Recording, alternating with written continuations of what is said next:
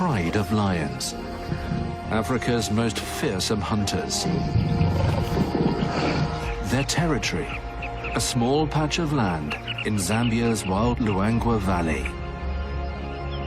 They share this land with rival hunters, potential prey, and thousands of other remarkable animals.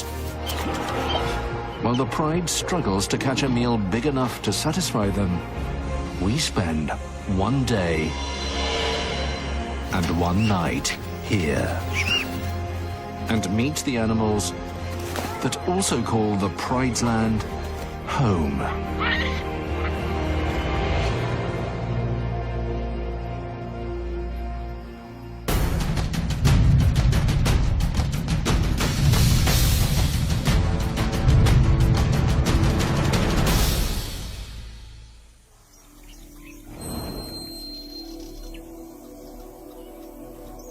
It's early afternoon, and the pride rests in the lengthening shadows.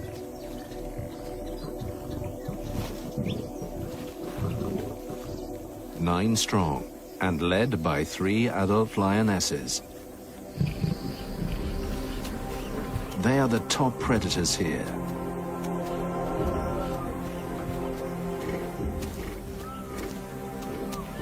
And the valley provides them with plenty of prey.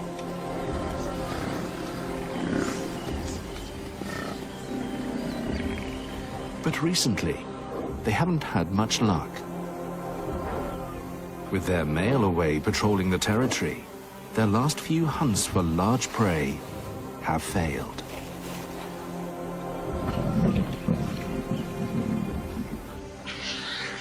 They're hungry.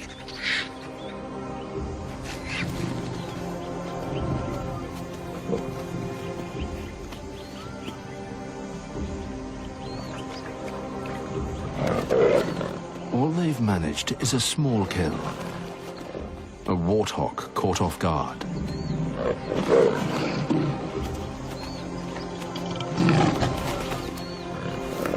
But when you have so many mouths to feed, it's barely even an appetizer.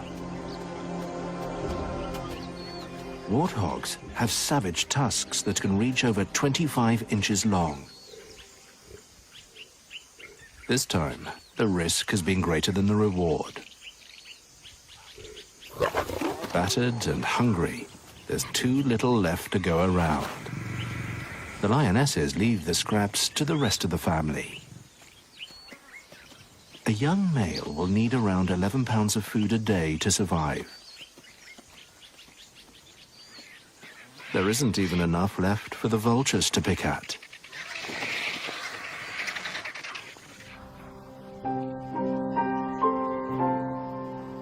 This is the pride's land. 20 square miles of pristine wilderness on the banks of the meandering Luangwa River. But they aren't the only animals that live here. With the sun past its peak, high midday temperatures are fading fast. The cooling air rejuvenates all the animals that call this land home. Stirring from their siestas, it's time to wake up and get on with what remains of the day.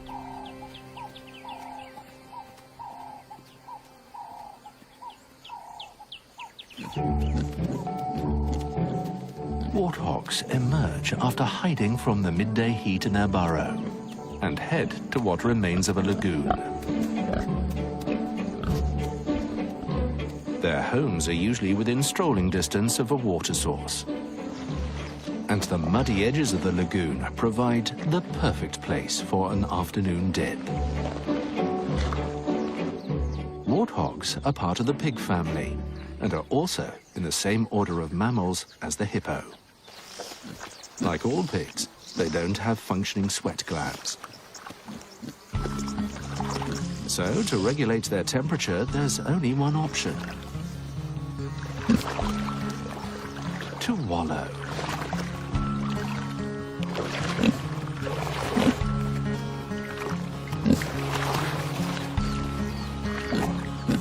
Mud stays cool longer than water and protects their skin from the sun.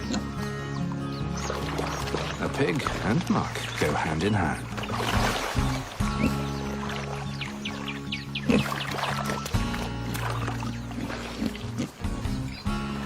It's such an essential part of a pig's lifestyle that some scientists believe spending so much time in the mud is what stopped them from evolving the ability to sweat in the first place.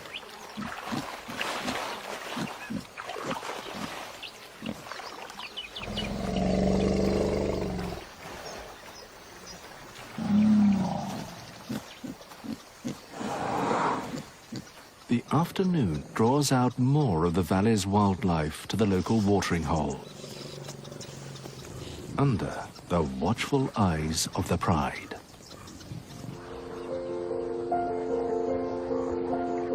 Above, a squadron of great white pelicans ride the rising thermals, fueled by the afternoon heat. They're attracted by the narrow crescent of water below, one of the few water sources left within the pride's territory. Sweeping low over the water in formation, they work together to channel air under them and generate lift.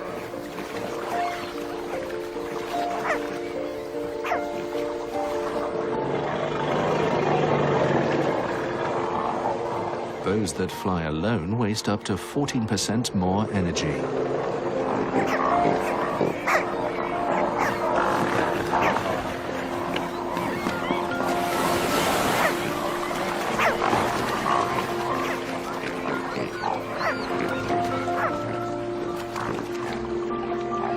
Preening is top priority, keeping their feathers aerodynamic as well as waterproof.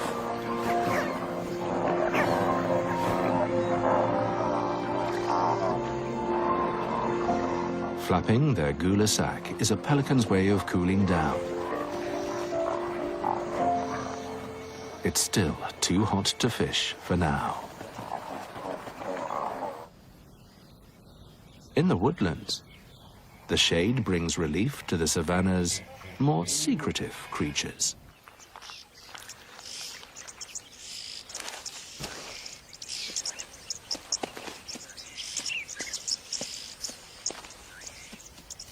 The late afternoon's cooler temperatures draw a herd of greater kudu tentatively out of the shadows.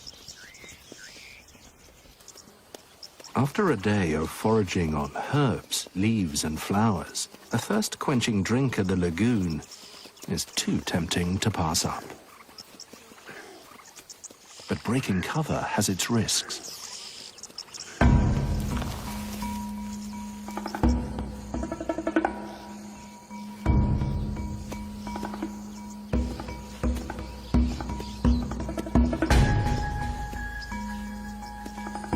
A kudu would be the ideal meal for the unsatisfied pride, and certainly worth investigating.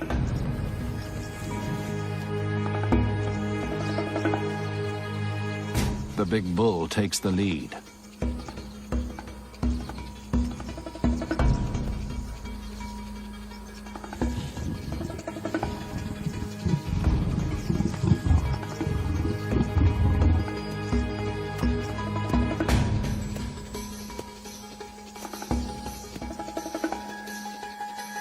The females know something's not right. Smelling, they search for any signs of a threat.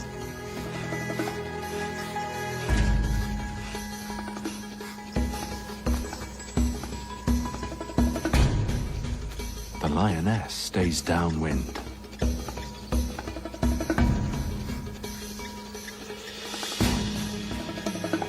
Giant ears swivel to locate the sounds of any predators. Their acute senses make them tough to sneak up on.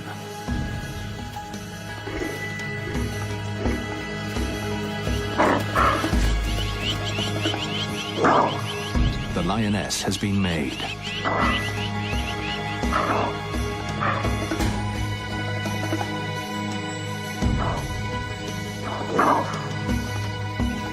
With all their attention on her, the lioness has little chance of a successful hunt. It's over before it even began.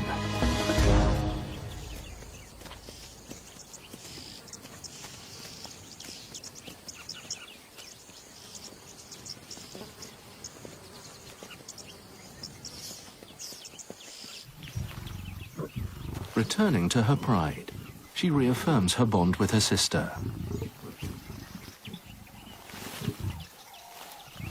She may not have succeeded in providing for the pride this time, but fewer than 1 in 5 daytime hunts are successful.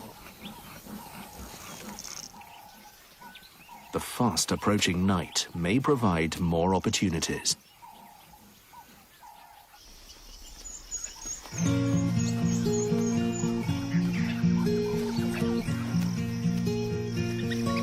Unlike lions, wild dogs rarely hunt at night. They prefer dusk and dawn. The pack is getting ready to head out, and the pups are excited.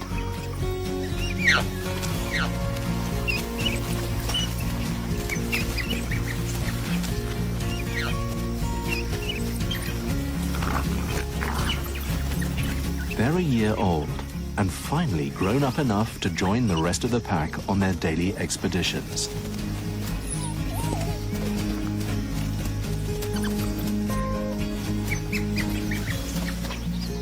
Maybe tonight will bring their first hunt.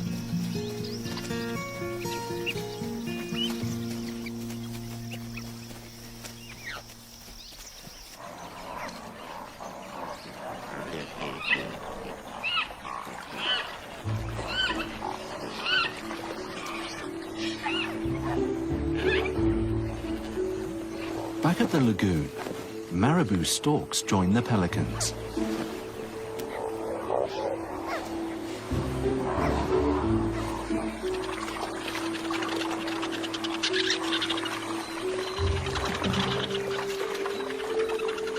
These big birds are talented scavengers, feeding on any remains they come across.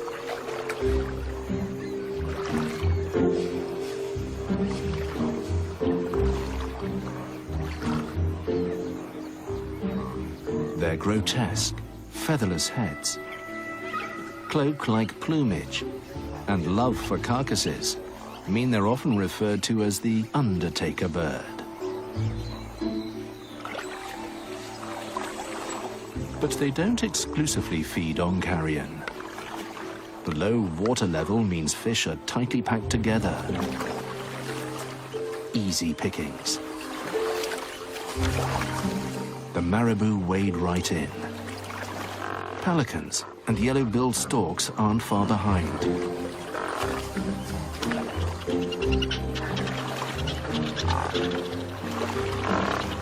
Dredging the lagoon, marabou lead the procession. Closely followed by the yellow-billed storks. Probing the water and mud with their gaping bills, the storks feel for their food.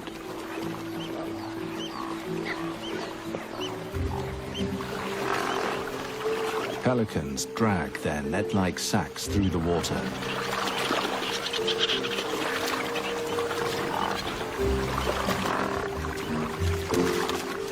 And spoonbills sweep side to side.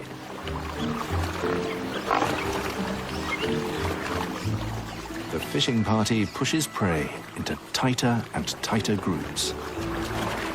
A wall of birds and roiling water leave the fish desperate. There's no way out but up. As the sun dips toward the horizon, the hustle and bustle of the afternoon begins to subside.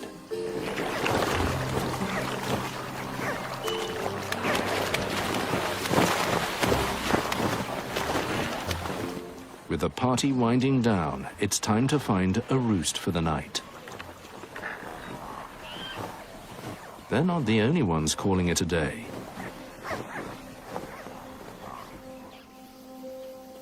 Baboons head homeward after a day of foraging on the plains. Guinea fowl take one last scratch before turning in for the night. The lions watch and wait while all around them settles down.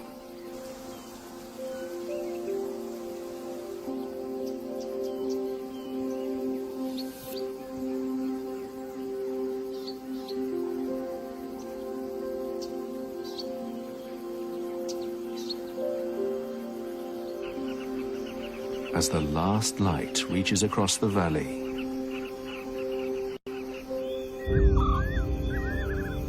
the day shift hands over to the creatures of the night. While some return to the safety of their treetop homes, the ground below comes alive. Matabele ants are on the march. Under the cover of darkness, they're moving house and taking all of their belongings with them. Up to 2,000 worker ants carry precious packages, black cocoons, and white developing larvae. The next generation. The larvae are the colony's brood, its prized possessions.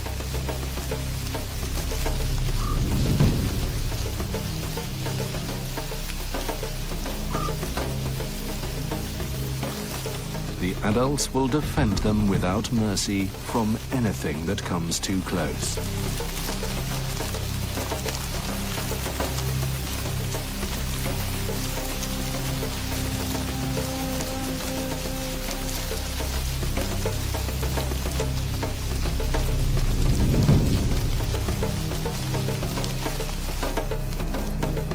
Following a chemical trail laid down by the lead scout, they head towards their new home.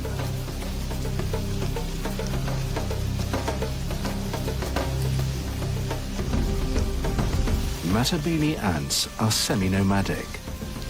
Once they find a home, they will only be there for a month before moving on again to fresh hunting grounds.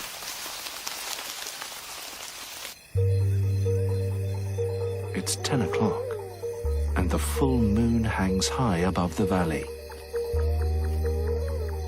Night is the domain of the predator.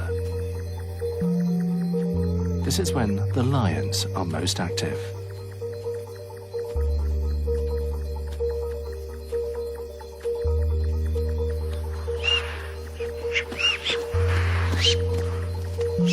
But the full moon's bright light is ruining their element of surprise. The impala and puku see them coming.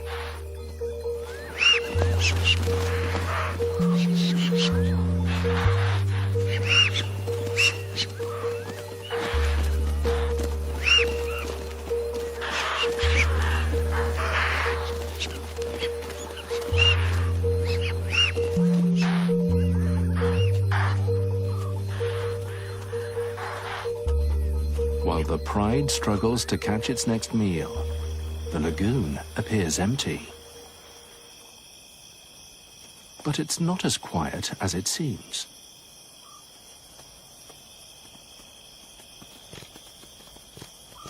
Honey badgers have emerged from their burrows.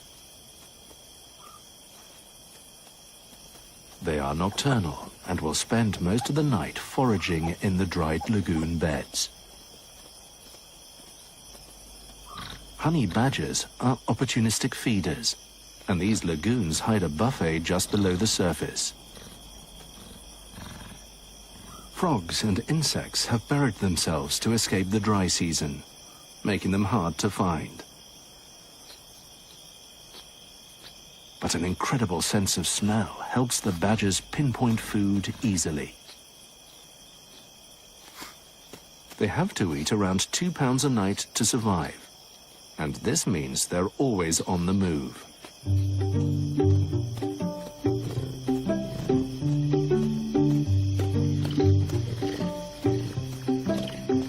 Tough and industrious, they can cover over 25 miles in search of food.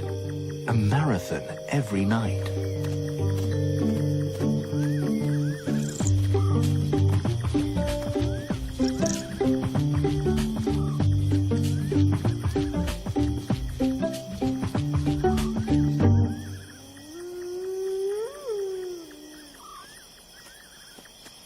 this activity stirs up insects for another nocturnal animal.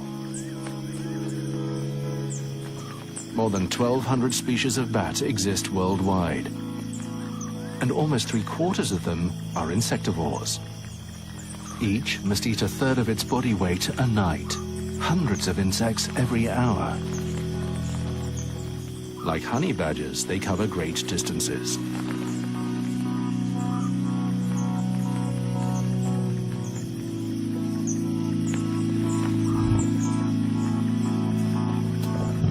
The lions have come down to drink.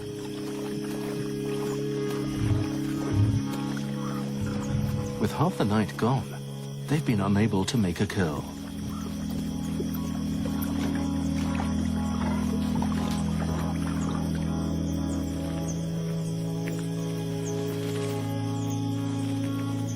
Under the canopy of a nearby ebony grove, a sausage tree is in bloom. Their chandelier-like flowers open at dusk, and each only lasts one night. Brimming with nectar and pollen, they attract a host of insects. And the bats home in for a feast.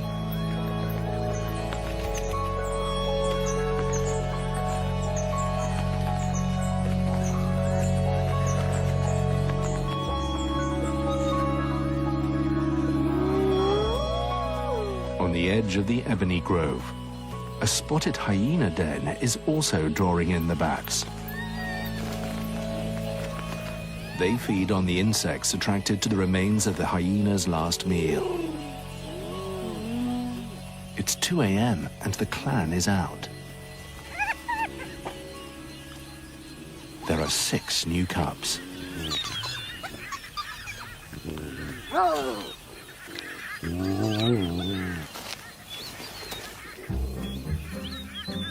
Stuck underground for most of the day, they have plenty of energy to expend. It's time to play. They're neighbors from hell for a sleeping baboon.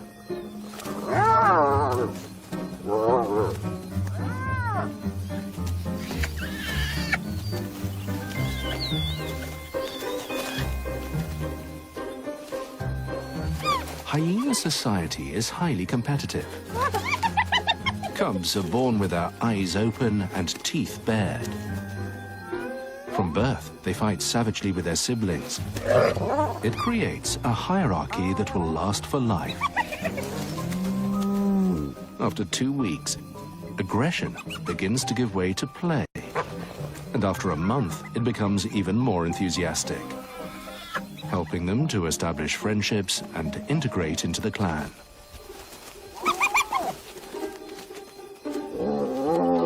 But they can get a bit carried away.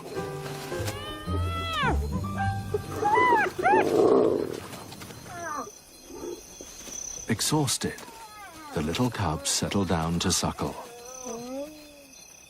Their mother invests far more resources in her milk than other carnivores.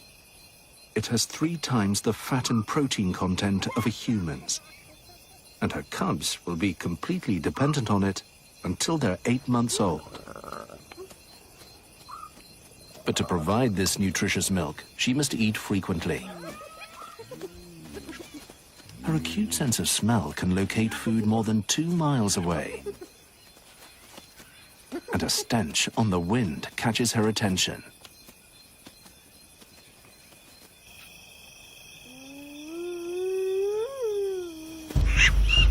It's 2 hours before dawn. Hunt after hunt. Failure after failure. The pride has no luck.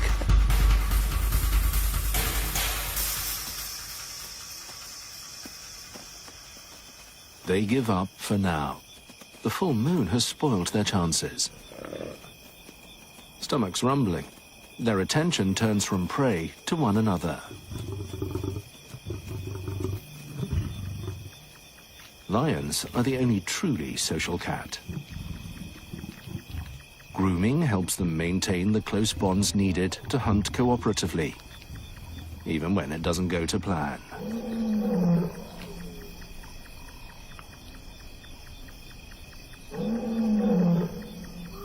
Distant roars echo through the cool night air. Their male is calling, the sound carrying almost 5 miles across the valley, proclaiming, "This land is ours."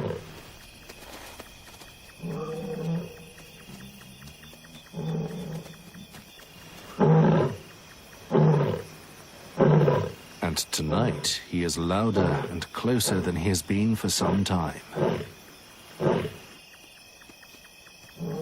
They head towards the sound, hopeful for a reunion with their pride male.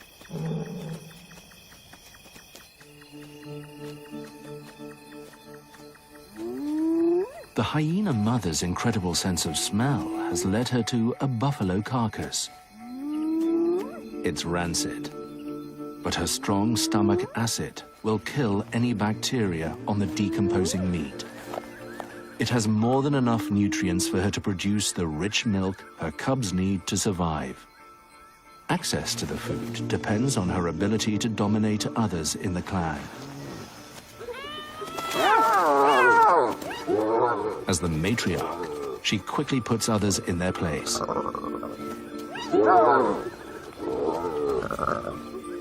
The more she can stuff down before her clanmates, the better chance her offspring will have of surviving.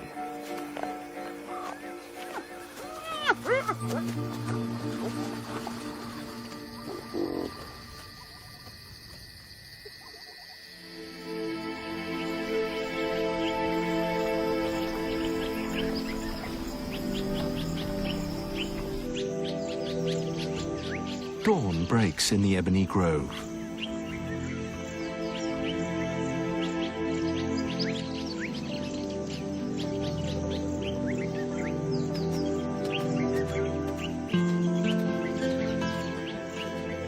Silence has fallen over the hyena den.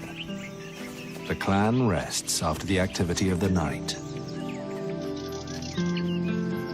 With the pride nowhere to be seen, baboons descend from their roosts.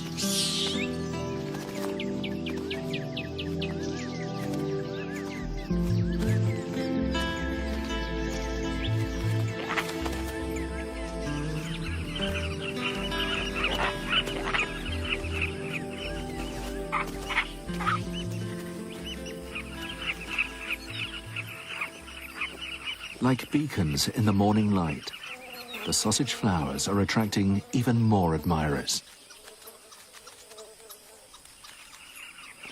Like bats, birds are drawn by the insect's presence. Carmine bee-eaters, named for their favorite prey, gather on nearby perches.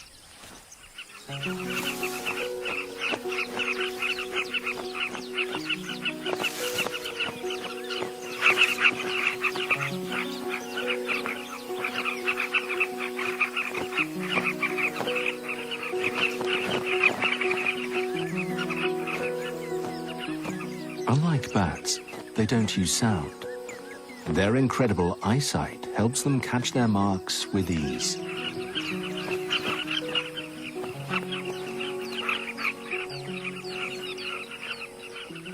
In the cool morning air, the animals are full of energy.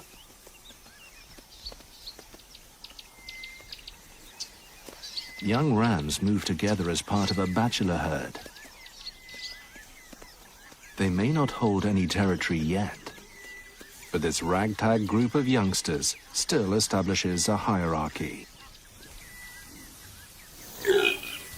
A single male roars, putting on a show for the other rams.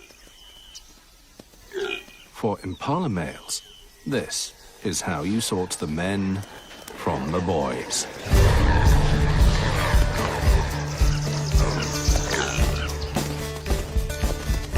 And it's contagious.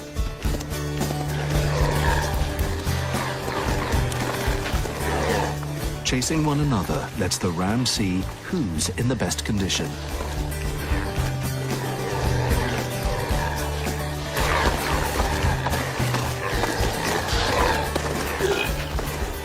The boys' unruly behavior is largely ignored by the females.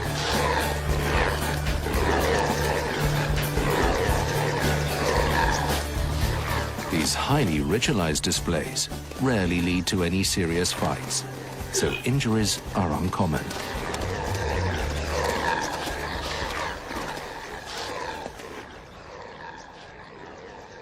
Their excited roars carry more than a mile along the river. The impala bachelors aren't the only boisterous animals this morning. Baby baboons play on the riverside.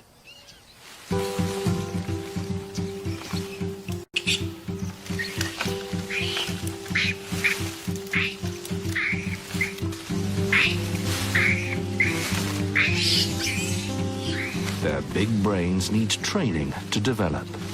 Climbing, jumping, and chasing are the perfect ways to learn to be a baboon.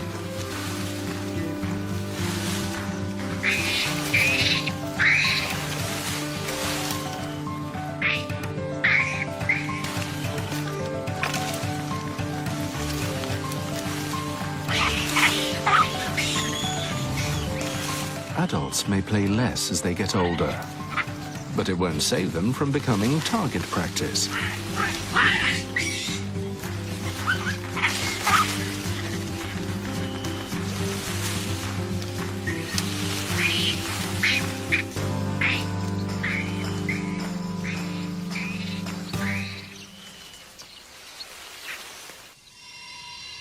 The mid-morning sun steadily marches on.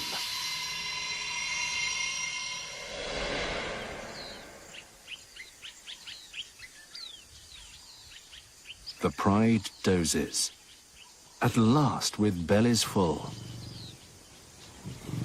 They managed to meet up with the male and take down a young hippo. Finally, they've made a kill big enough to satisfy the entire pride. But they'll have to wait if they want seconds. The male dominates the carcass.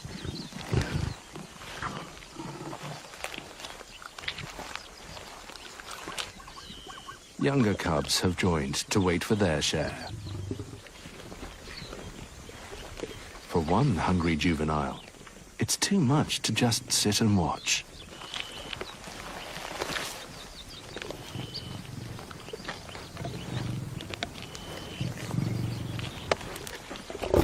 But Dad is unwilling to share.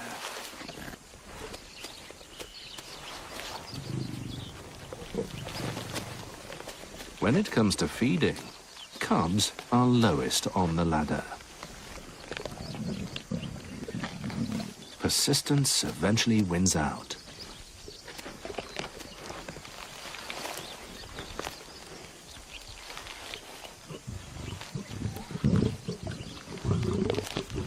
The male has had his fill and allows the others to tuck in.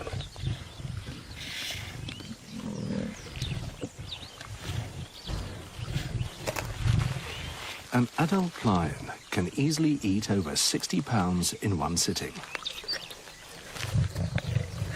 This carcass won't last long, and they all know it. The valley is hotting up, and as the sun rises further into the cloudless sky, shadows begin to retreat. With the lions otherwise occupied, the kudu venture out into the open to quench their thirst. But they won't drop their guard. Lions aren't the only predators around. Perimeter checked, they head down to a pool to drink before temperatures become too unbearable. In this climate, they need to drink 1.5 gallons a day to survive. They head back to the woodland, where they'll be able to feed, protected by the shade of the canopy.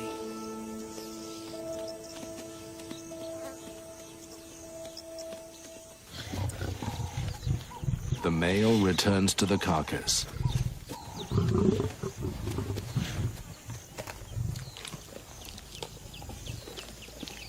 It's time for thirds.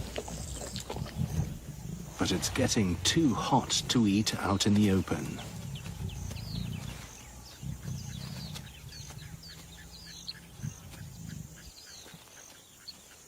If the male is going to be this greedy, a drink at the river might be a better option. An explosion of color catches their attention. It's noon, and the carmine bee-eater males are beginning to return from their morning hunt. Bug in beak. These are romantic tokens for their mates, delivered straight to the burrow.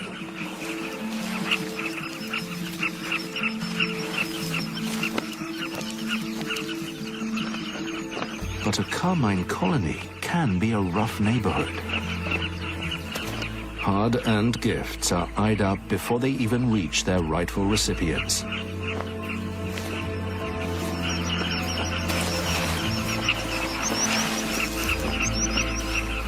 It's easier to steal than work for your bug.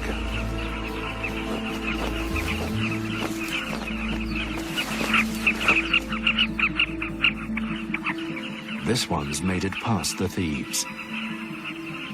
His mate quickly comes to collect. Better to be safe than sorry.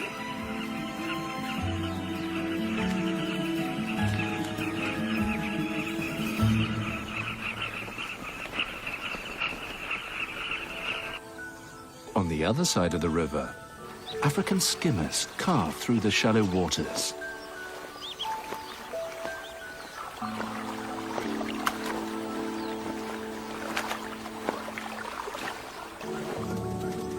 Like the carmines, they nest in areas exposed by the low water levels.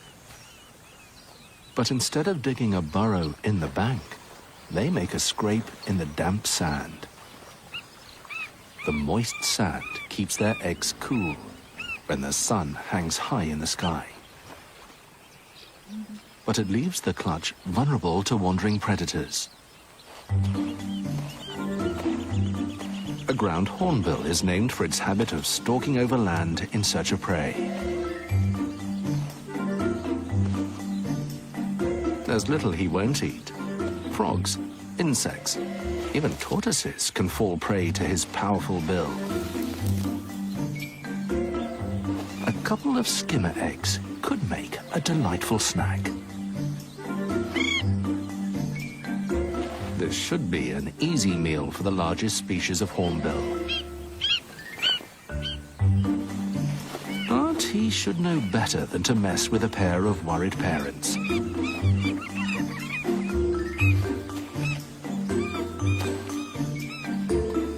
The skimmers are dwarfed by the hornbill, but the safety of their clutch comes first.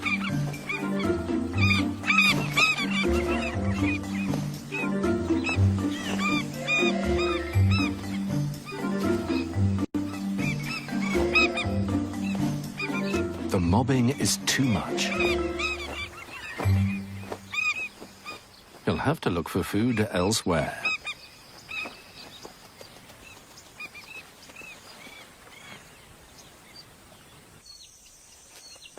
At 2 in the afternoon, the searing sun bears down on the valley's inhabitants. The male lion is out on patrol, and the females lounge in the shade.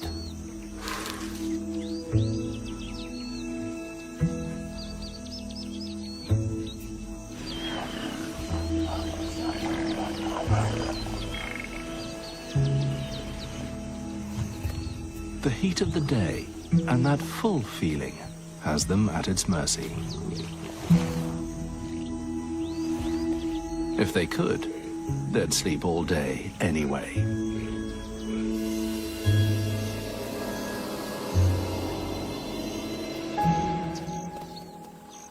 Under a sausage tree, the kudus are keeping to the shadows. Sausage fruits hang from the branches above. They can grow up to 2 feet long and weigh almost 20 pounds. The flowers have already fallen. Fine dining for the valley's herbivores. But some kudus aren't quite so elegant. This female's gone for a sausage fruit instead. Quite the mouthful.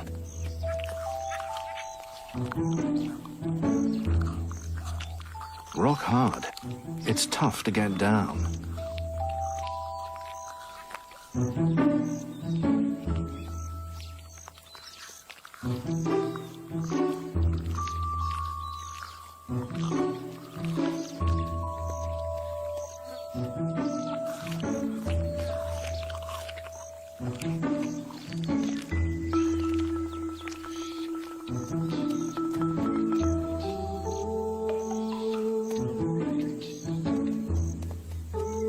Maybe another. Maybe not.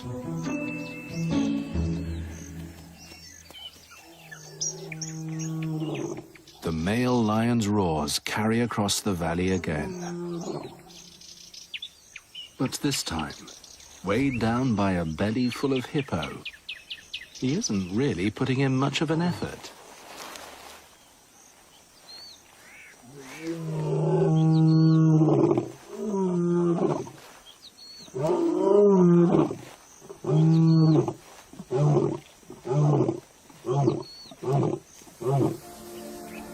The blazing sun slowly begins its journey back towards the horizon. From dusty lagoons to leaf-littered woodland, shadows begin to lengthen and rake across the ground once more. The wild dog shouldn't have to get up for an hour or so yet. Like the lions, they're taking the afternoon off. But in the bush, you've got to be careful where you lay your head.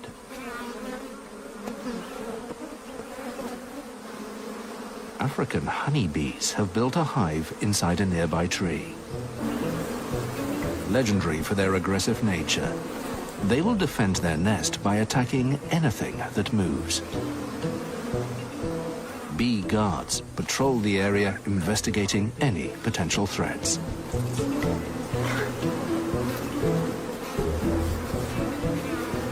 A swarm of angry bees isn't the best lullaby for a tired wild dog.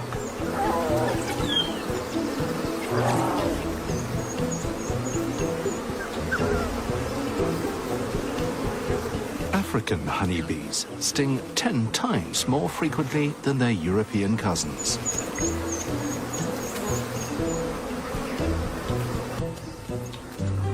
There's no option other than to find somewhere else to sleep.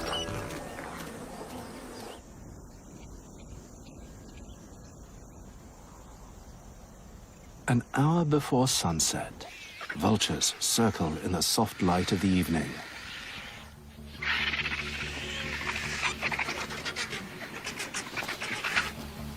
They descend en masse to the carcass of a young elephant. The male lion is here too. But with the table crowded and his belly still working on this morning's meal, he's content to just watch and wait. 50 ravenous birds jostle for a position where they've ripped the carcass open. The boldest birds get first feed. The lappet-faced vulture is the largest vulture in Africa. Its strong hooked beak easily tears through tough hide, tendons and cartilage.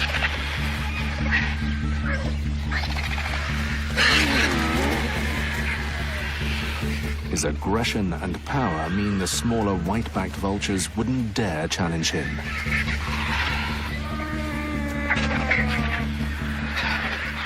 But other lappets will.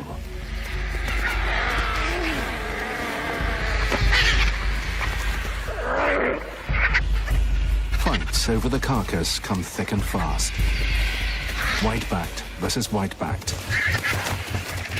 Lappet against lappet.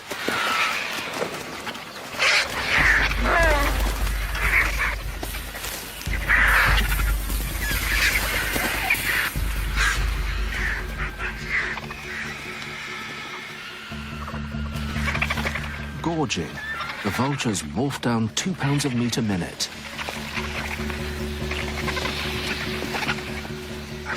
Vultures may have a bad reputation, but removing festering carcasses keeps the environment disease-free. Some have overdone it.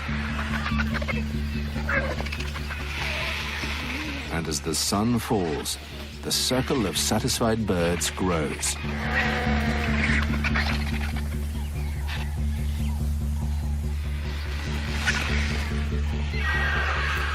The scent brings in a hyena, a sure sign of the fast-approaching night.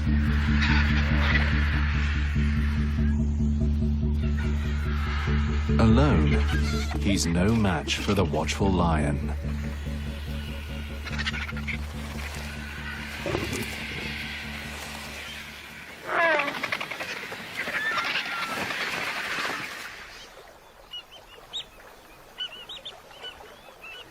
The day is coming to an end. As nocturnal creatures begin to stir from their dens, Impala and Puku prepare for the night ahead. The pride may have fed today, but it won't be long before, stomachs empty, their attentions turn to the next meal. Every night is a long night for those that call this valley home.